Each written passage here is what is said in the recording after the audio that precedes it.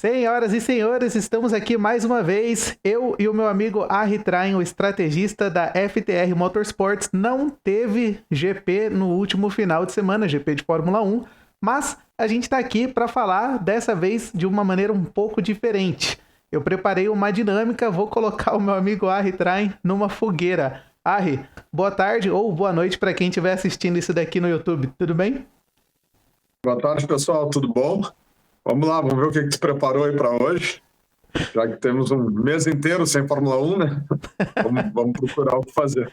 Acho que vai ser bastante divertido. Eu preparei aqui uma espécie de mata-mata para ir selecionando quem são os melhores pilotos.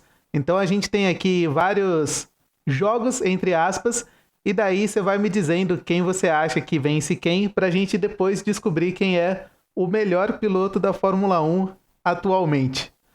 Vamos começar com isso daqui. Hülkenberg e... detalhe, tá?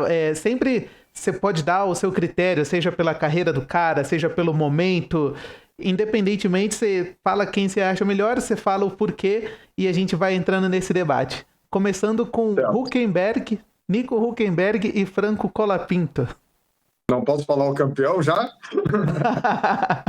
Vamos um por um para a gente adicionar um pouquinho mais de tensão, né? Hülkenberg e Colapinto é Hülkenberg, com certeza. Se tu for pensar em momento, quem eu contrataria para minha equipe pensando num projeto de futuro, o Hülkenberg já é um cara velho, o Colapinto é novo, mas não vem performando. Então, nesse caso, eu fico com o Hülkenberg. Maravilha, então... Tá lá, já coloquei o update, 1-0 pro Hülkenberg em cima do Colapinto. E agora, Alonso e Isaac Hadjar. Essa daqui é muito fácil, né, cara? Fernando Alonso e Isaac Hadjar, se você fosse contratar hoje, quem seria? De novo, pensando em momento, em futuro, eu contrataria o Hadjar, mas o Alonso, para mim, é um dos maiores de todos os tempos, né? Então, tu tá botando umas enrascadas, assim, no sentido de que é para decidir quem é o melhor ou é para decidir o que eu faria se eu fosse um chefe de equipe pensando no futuro? Se eu fosse chefe de equipe, eu contrataria o Hadjar hoje, mas o Alonso, para mim, está abaixo do Verstappen. Né? Nesse momento, então, para a gente fechar aqui, você vai de Hadjar ou você vai de Alonso? Mas tu quer que eu diga quem foi o melhor ou quem eu contrataria se eu fosse montar uma equipe? Você está montando sua equipe hoje. Quais são? A gente Hadjar. vai chegar nos últimos 2 pilotos que você vai contratar. Hadjar. Beleza, então eu vou botar aqui Fernando Alonso, caiu pro Isaac Hadjar. Deixa eu mostrar a tela, a gente vai acompanhando aqui junto. Então, primeiro a gente tem o Hülkenberg vence o Colapinto, segundo a gente tem o Hadjar vence o Fernando Alonso. Agora, essa daqui também tá muito fácil, cara. Gabriel Bortoleto ou Sérgio Pérez? Qual dos dois você contrataria hoje? Bortoleto, sem sombra de dúvidas, pelo mesmo critério do Hadjar, sendo que ele não estava jogando contra o Alonso, é contra o Pérez, que teve 1 ou 2 anos bons ali como companheiro do Verstappen, mas Bortoleto sem dúvida. Não vale para o campeonato, seria um amistoso, mas se você tivesse que escolher entre o Pérez e o Drugovich, quem que você levaria para Cadillac? A gente nunca viu o Drugovich andar de Fórmula 1, mas a gente já viu o que o Pérez pode fazer e não é muito. Então, por ser um cara jovem, eu daria uma chance pro Drugovich também. Cara, eu não sei se você tem acompanhado a Fórmula E. Eu tô meio decepcionado com o desempenho do Drugovich na Fórmula E. Eu achei que ele ia chegar lá, ia destruir tudo e, cara, não sei, tá meio patinando ainda. Qualquer categoria, por mais que não tenha o nível da Fórmula 1, tem pilotos muito bons e um carro novo, uma dinâmica diferente. Isso um cara chegar lá acelerando, né? A gente já falou sobre isso num outro momento, mas tu pega a Stock Car, por exemplo. A gente que veio de Fórmula 1, que veio de Fórmula Indy, que veio de categorias, teoricamente, nível muito mais alto, chega na Stock Car e não consegue andar. Então, Fórmula E também, acredito que tem que ter um processo de adaptação, mas eu não acompanho muito, não. Pra ser bem franco, assim, não... Pelo que a gente tem visto. Parece que eu tô vendo corrida de RC, não dá.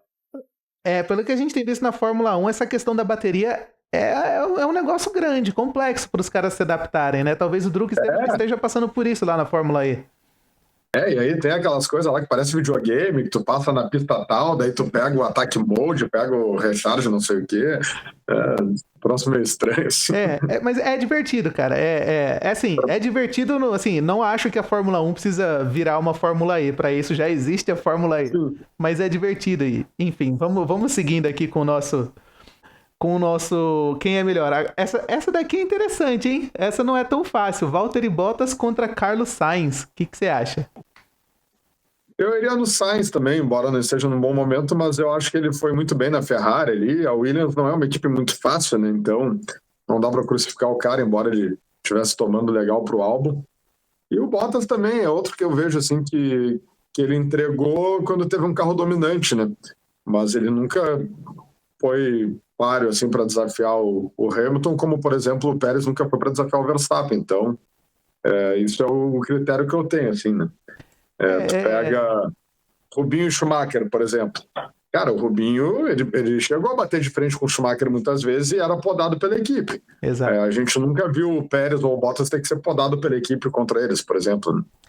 Cara, isso que você falou é uma discussão muito bacana. A gente, nos últimos 20 anos, quais foram as duplas que a gente viu um segundo piloto no nível do primeiro piloto? Puxa de cabeça aí, o que você lembrar. A gente pega a própria Mercedes, que teve aquela briga do Rosberg, acabou sendo campeão, né? Depois se aposentou. Então ali foi um ano interessante. A gente teve na McLaren, agora recentemente, Piastri e Norris.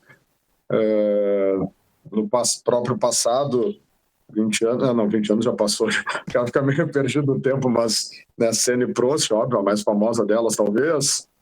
Se quiser ir mais para trás ainda, Piquet e Mansell, teve uma série de duplas assim, mas teria que parar, pensar um pouco assim, de bate-pronto para dizer todas, mas eu acho que as mais marcantes foram essas e não foram muitas, né? O Verstappen e o Daniel Ricciardo andaram bem próximo também num momento ali. Não era uma fase que eles venciam corrida, mas eles chegaram a se bater, enfim, ter alguns enroscos, né? Comecinho do Drive to Survive tem muito disso daí, né? Pode crer. Exatamente. Vamos então agora pro próximo duelo. Esse daqui, se você não quiser contratar nenhum, tá? Lindblad e Stroll. Como alguém tem que ganhar o Lindblad, mas enfim, até acho que o cara estreou bem, né? Não dá para falar, mas não conheço ele o suficiente ainda, mas o Stroll a gente já conhece bem para não querer ele, né? Exato, né? Você vai no Lindblad não pelo que ele demonstrou, mas porque o Stroll... Mas se o pai dele falar que vai levar uma certa quantia para nossa equipe lá, a gente arruma um banquinho para ele também. Nessas horas é bom para vocês que trabalham com Endurance.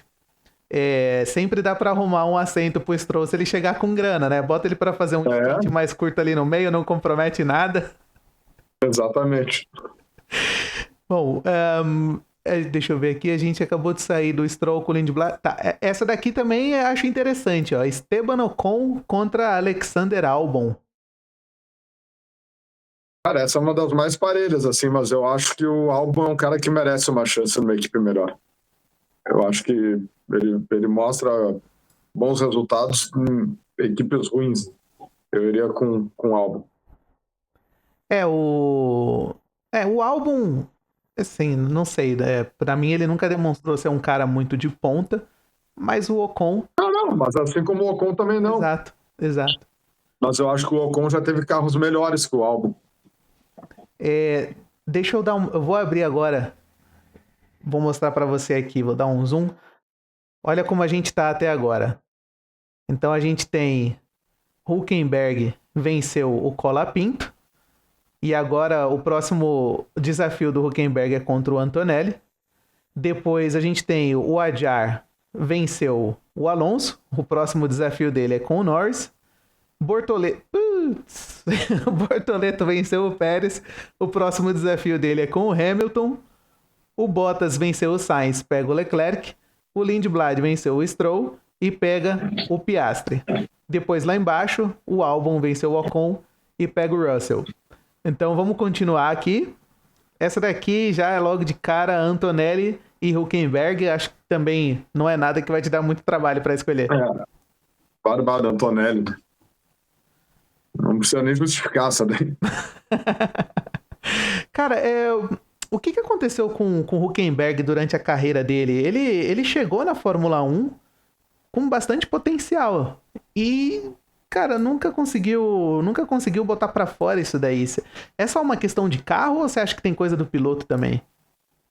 Eu acho que às vezes, assim como para te entrar na Fórmula 1, depois que tu tá lá, tu te manter, tu tem que mostrar qualidade, mas para te chegar num nível de disputar campeonato, tu depende sim do carro, da equipe. E às vezes tu tá num momento que não tem vaga, entendeu? Para onde é que ele iria 15 anos atrás? Sabe, a gente tinha um Hamilton despontando numa Mercedes que dominava, mais um Alonso, acho que 15 anos atrás, talvez, ganhando tudo. Então, eu teria que puxar, assim, todo ano a ano para ver, mas eu acho que o que falou para ele foi uma oportunidade numa equipe melhor, não por falta de potencial, talvez por simplesmente não ter a vaga, né? Foi como a gente falou dos rookies ali, tu pega o Bortoleto, o Antonelli, Radiara, Birman, toda essa galera que entrou. O Bortoleto foi o que mostrou o melhor resultado, ganhou deles na Fórmula 2, ganhou deles na Fórmula 3. Por que o Bortoleto foi para Sauber e o Antonelli está de Mercedes? Né? E o próprio Adjar, né, já chegou na Racing Bulls e agora chegou na Red Bull. Simplesmente por meritocracia, o Bortoleto deveria estar na melhor vaga, mas não é assim que funciona. O Bortoleto estava na academia da McLaren, tinha Piastri e Norris, ninguém ia assistir lá para ele entrar, entende? Então, é isso, cara, tem que ter sorte também, né? Bom, vamos prosseguir aqui. Tem outra barbada para você. Max Verstappen e Pierre Gasly. Essa aí qualquer um que chegar ali vai perder, por isso que eu já brinquei, posso falar o campeão, mas o Gasly é um bom piloto. Esse ano com o que a Alpine tá andando, ele tá demonstrando isso, né? Exatamente. Vamos ver agora. O próximo... essa daqui também... Norris contra Adjar. Você escolheu hoje? Norris também. Cara, campeão do mundo e mais do que isso, é jovem ainda também, né? Tem uma carreira, se quiser, longa pela frente. Então, Norris com certeza. Esse se quiser, é importante, né? Porque a gente vê algumas entrevistas dele ali dizendo que não é lá a coisa mais importante da vida dele, né? O próprio Verstappen tá especulando parar, né? O Verstappen acho que é até um pouco diferente, que ele tá mais frustrado e tal. O Norris, é difícil saber para onde ele vai. O Bortoleto pegou uma barra muito pesada, eu vou guardar ele para depois. Vamos... Pode botar aí. Pode botar, é o Bortoleto.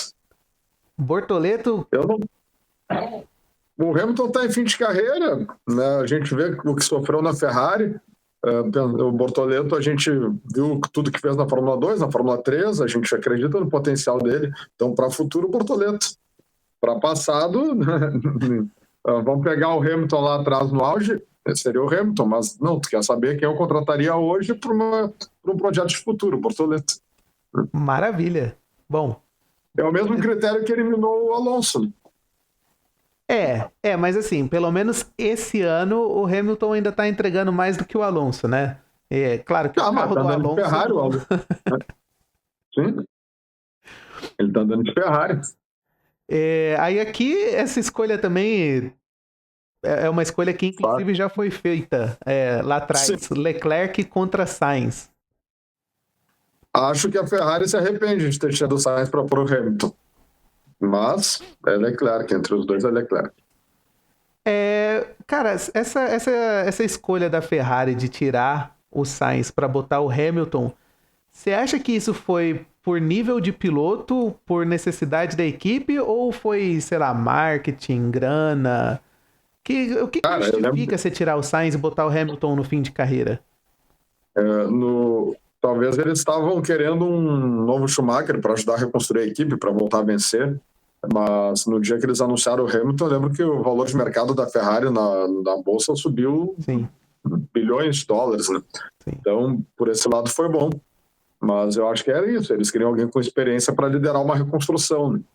Agora, por desempenho na pista, eu não teria apostado nele. Eu acho que pior que o desempenho na pista, pelo menos pelo que a gente viu, esse ano ainda não, mas pelo que a gente viu no ano passado, o problema que deu com ele nos bastidores, as declarações que ele deu na imprensa, um discurso muitas vezes até derrotista, acho que nem a Ferrari esperava isso daí também, né? Com certeza não. Mas vamos ver, esse ano ele está mostrando um resultado um pouco melhor, então, que tenha se encontrado por lá, né? Tomara que sim, ou tomara que não, porque daí o Berman vai pra lá, abre espaço pro Rafa Câmara e a gente tem mais um brasileiro na Fórmula 1. Mas tem que ver até onde o Hamilton tá disposto a seguir também, né? Os caras enchem o saco uma hora também. É muita viagem, é muito tempo fora de casa, é um ambiente, né, que tem pouca privacidade, enfim. Se bem que privacidade pra ele, agora ele tá pegando a Kardashian, então ele foi por um caminho onde dificilmente ele vai ter, né? Verdade. Vamos seguir pro próximo aqui, Lindblad contra Piastri. Essa aqui também acho que não tem muito o que falar, né? Piastri, com certeza, embora tenha me decepcionado ano passado, mas Piastri. Então, a gente nunca vai saber o que houve com o Piastri ano passado, se foi algo só dele ou se foi algo da equipe, né? Exatamente, mas se envolveu muito acidente, na hora que a coisa apertou mesmo, ele cometeu muito erro, não foi só erro da equipe com ele, isso aconteceu também, mas tiveram mais erros dele do que propriamente da equipe, aquelas coisas de troca de posição. Sim. Ele bateu em 2, 3 corridas que não podia, enfim. Vamos ver. Mas é um cara novo também, tem tempo ainda para.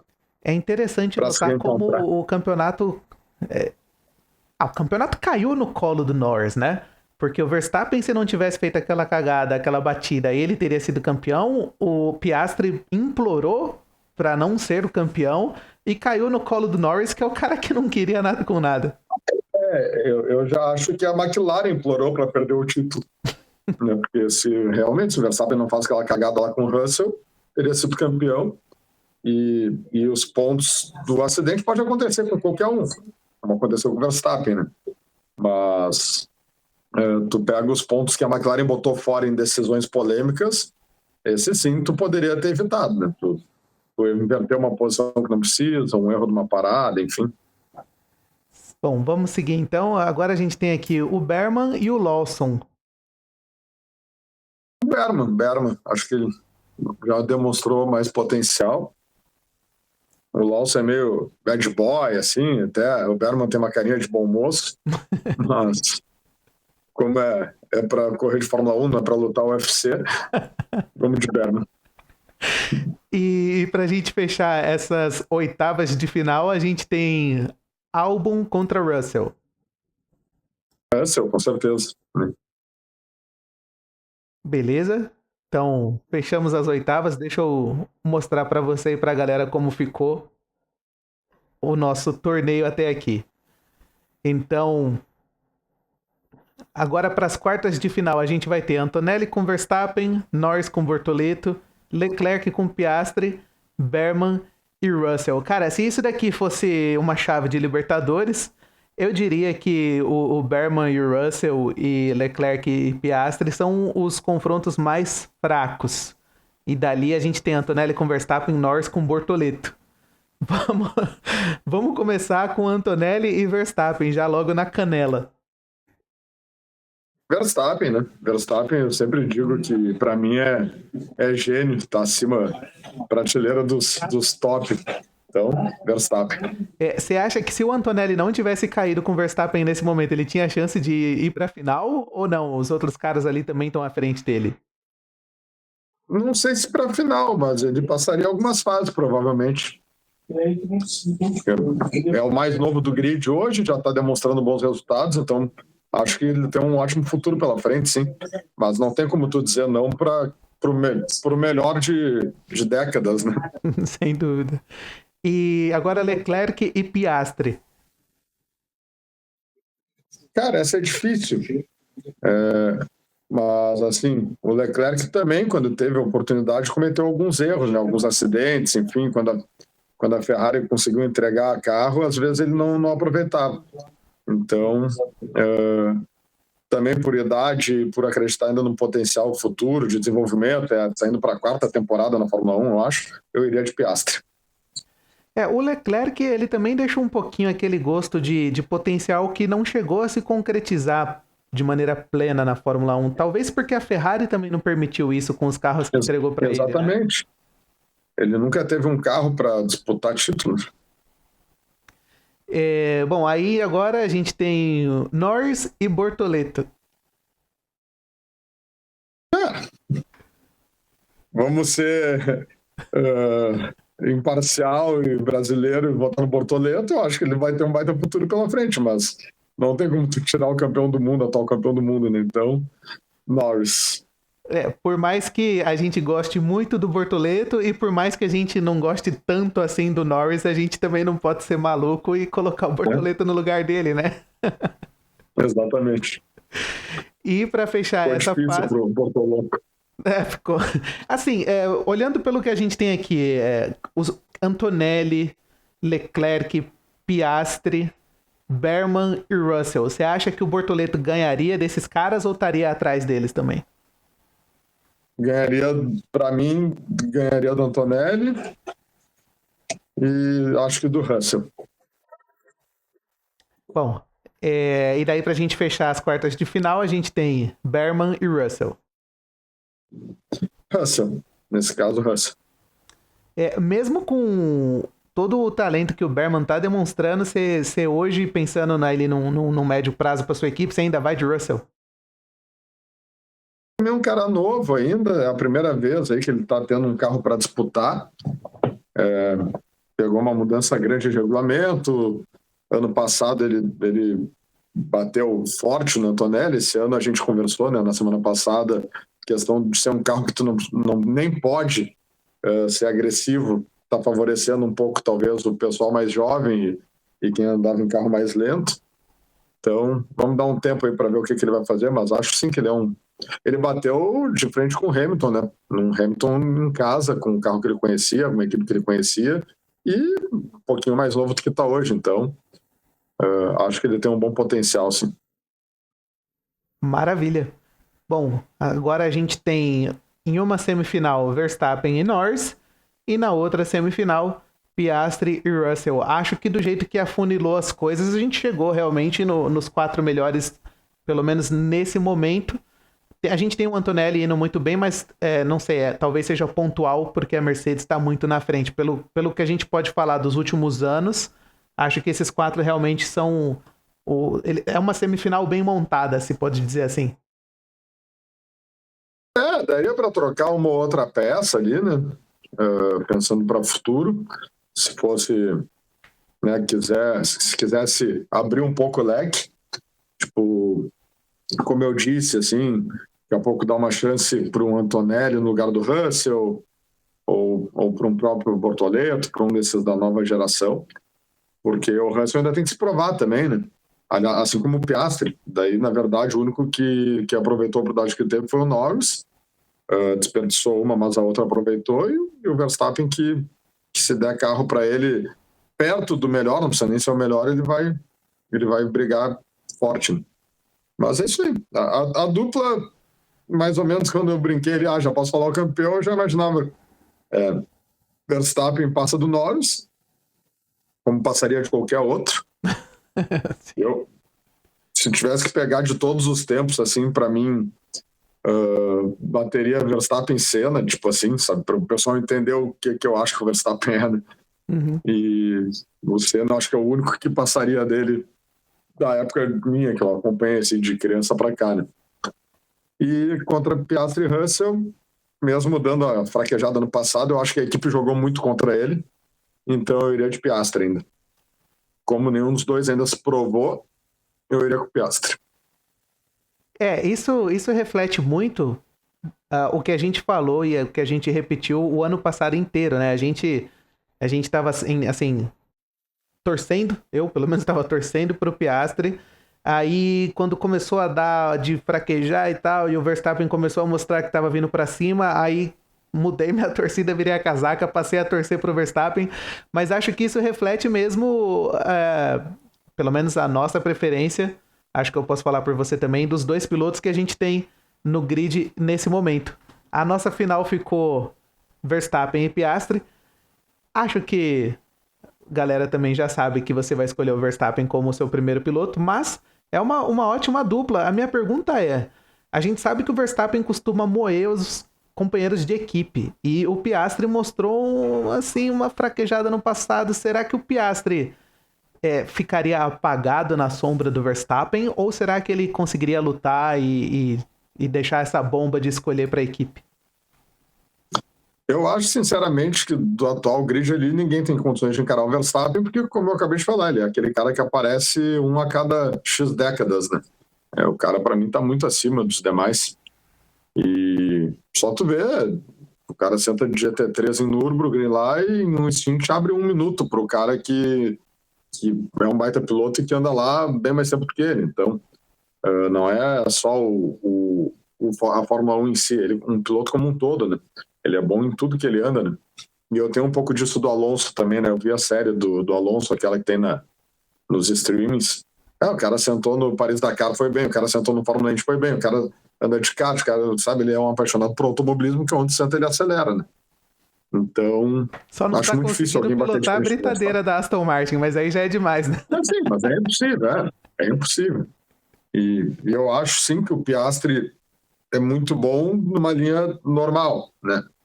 Numa linha ali do Hamilton para baixo, do Alonso para baixo, talvez possa se desenvolver, chegar no nível de um Alonso da vida, mas tirando o Verstappen, eu não vejo ninguém que teria nenhuma condição de chegar perto do que o Verstappen fez na carreira até hoje. Então, acho que também a questão que tu falou do mental entre os dois ali, eu acho que né? Ali foi muito coisa da equipe. Tipo, a equipe não quer que eu vença, aí tu vai te desmotivando, né? O teu empregador tá te tirando a oportunidade, né? Que é o que a gente acha que aconteceu. Não foi o Norris que venceu ele emocionalmente, eu tenho essa impressão. Né? Sim. Então, se num ambiente livre para competir, a gente sempre falou que ele era um cara muito frio, né? Acho que ele não sofreria a pressão do Verstappen dessa maneira, mas acho que ele não tem capacidade técnica de, no mesmo carro, num carro de corrida de verdade, né? Não isso que a gente vê hoje. Acho que ele não tem condições de ser mais rápido que o Verstappen. Bom, é isso daí, então. Acho que deu o óbvio, mas foi divertido ver os caminhos e as eliminações que aconteceram até chegar no Verstappen campeão. Talvez para a semana que vem a gente possa fazer uma coisa parecida, mas daí com pilotos históricos. A gente pode conversar ali durante a semana, selecionar uma lista de 20 pilotos históricos, e aí eu acho que aí eu vou te colocar numas fogueiras mais complicadas. Claro, vamos lá. Ficou legal esse formato, hein? Enquanto a gente está com um mês em corridas, né? Vamos tocar a ficha. Maravilha. Bom, obrigado mais uma vez pela sua presença. Na semana que vem a gente se vê de novo. Valeu, um abraço. Tchau, tchau.